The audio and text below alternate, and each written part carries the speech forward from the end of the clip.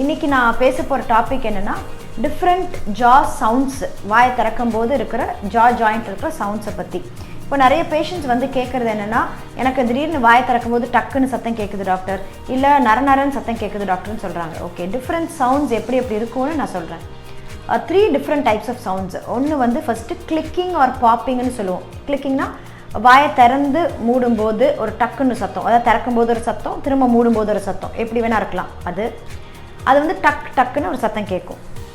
ரெண்டாவது வந்து கிரெப்பிட்டஸ்ன்னு சொல்லுவோம். அந்த கிரெப்பிட்டஸ்னா என்னென்னா, பாப்கார்ன் சாப்பிடும்போது நரநரன்னு சத்தம் கேட்கும்ல, அந்த மாதிரி ஒரு சத்தம் வந்து நம்ம ரெகுலராகவே சாப்பாடு சாப்பிடும்போது நம்ம ஜாயிண்ட்லேருந்து சத்தம் வரும். அது பேர் கிரெப்பிட்டஸ். மூணாவது டைப் ஆஃப் சவுண்ட் என்னென்னா, திடீர்னு நம்ம வாயை திறந்து கொட்டாயை விடுறோம், இல்லை ஒரு பர்கர் சாப்பிட்றோம், அப்போ சாப்பிடும்போது நல்ல வாயை திறக்கும்போது டக்குன்னு ஒரு சத்தம் வரும். ஸோ அது ஒரே ஒரு தடவை தான் உங்களுக்கு கேட்டிருக்கும். ஸோ அது ஒரு டைப் ஆஃப் சவுண்டு.